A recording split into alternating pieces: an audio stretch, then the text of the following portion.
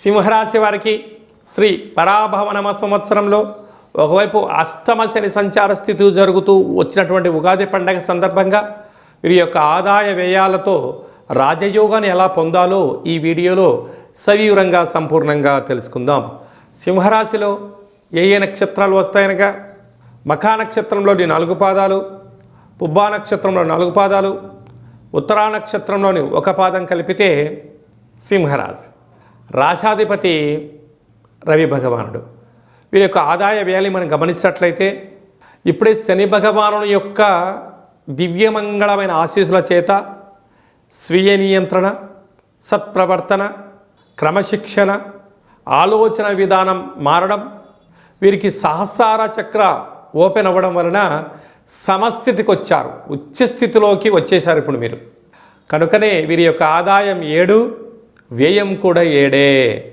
ఎందుకనగా ప్రతి విషయాన్ని క్షుణ్ణంగా పరిశీలించి విషయ పరిజ్ఞానం చేత జీవితం జ్ఞానం బోధపడింది.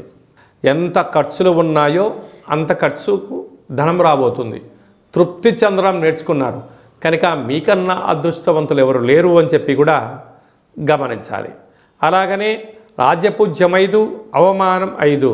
కనుక మీరు ధర్మబద్ధంగా ఉండడం, ఆధ్యాత్మిక చింతనగా ఉండడం, ఉండబడిన వాటితో తృప్తి చెందడం నేర్చుకున్నారు కనుకనే మీకన్నా నాయకుడు లేరు అని చెప్పి గమనించాలి. రాశిలోనే కేతు సంచార స్థితి, రాశాధిపతి రవి భగవానుడు ఈయన నీరసాధిపతి అవ్వడం వలన వీలైనంత వరకు ప్రతి విషయాన్ని ఆలోచించి మాట్లాడడం వలన మీ నైపుణ్యత పెరిగి సమాజంలో ఎనలేనటువంటి గౌరవ మర్యాదలు మీ సొంతం కాబోతున్నాయి. 2వ స్థానాధిపతి బుధుడు విశేషంగా మీరు ధాన్యాధిపతి అవ్వడం వలన ఆహార ఉత్పత్తులు, దాన ధర్మ కార్యక్రమాలు, సేవారంగ కార్యక్రమాలలో మీరు పాల్గొనడం వలన మంచి బుద్ధి, మంచి సత్ప్రవర్తన వలన ఐశ్వర్య జీవితాన్ని కూడా మీరు పొందబోతున్నారు. అలాగే 3వ స్థానాధిపతి శుక్ర భగవానుడు సస్యాధిపతి అవ్వడం వలన వీలైనంత వరకు అందరూ బాగుండాలి, ప్రకృతి, పర్యావరణము, లోకరక్షణ, దేశసేవ చేయాలని మీ కోరిక కూడా నెరవేరబోతుంది. అర్ధాష్టమ రాశాధిపతి కుజభగవానుడు మంత్రివర్యులు అవడం వలన కొద్దిపాటి యంత్రాలతో, ఆయుధాలతో, ప్రభుత్వపు అధికారులతో, పోలీస్ శాఖ, రక్షణ శాఖతో న్యాయపరమైనటువంటి చిక్కులు కనపడుతున్నాయి. ఆరోగ్య సమస్యలు స్వల్పంగా రాబోతున్నాయి, తస్మాత్ జాగ్రత్త.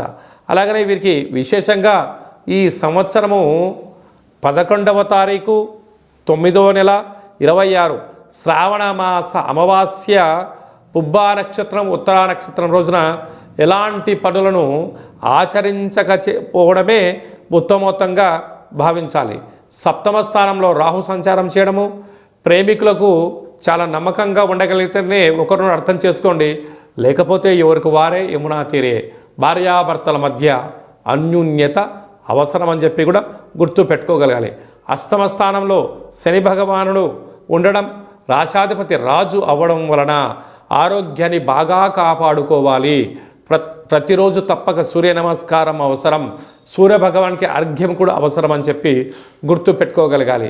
అదే కాకుండా ప్రతి ఆదివారం, ప్రతి శనివారం మధ్యమత్తు మాంసాలకు దూరంగా ఉండడం, వీలైతే ఉపవాసం ఉండడం వలన ఏకాగ్రత పెరిగి అదృష్టం కలిగి సహస్రార చక్రం వెలిగి భూత భవిష్యత్ వర్తమానములలో విజయాన్ని సాధించడానికి అధికమైన ఉపయోగాలు ఉంటున్నాయి. వ్యయంలో విశేషమైనటువంటి లాభస్థానంలో దేవగురు బృహస్పతి ప్రస్తుతం సంచారం చేయడం, వ్యయంలోకి రావడం వలన యమునా నది పుష్కర స్నానము, అలాగనే పరమేశ్వరుడికి రుద్రాభిషేకము, ప్రతి శనివారము ఉపవాస దీక్ష, చాపపైన పడుకోవడము, ఏమైనా కొద్దిపాటి శక్తి కలిగితే మీరు ఆ కోణార్కు దేవాలయాన్ని దర్శించి సూర్య భగవానుని యొక్క దర్శనము, పూరి జగన్నాథుడి యొక్క దర్శనం చేయగలిగినట్లయితే జాతకంలో ఉండబడిన దోషాలు తొలగి ఐశ్వర్యం కలిగి సంపూర్ణమైనటువంటి మూలాధారం నుంచి సహస్రార చక్రాలను అదుపులో ఉంచుకొని నియమ నిష్టల ద్వారా వాటిని మెడిటేషన్ చేయగలిగినట్లయితే ప్రతి విషయాన్ని జాగ్రత్తగా భద్రపరుచుకొని అన్ని రంగాలలో విజయం సాధిస్తారు అని చెప్పి గమనించాలి.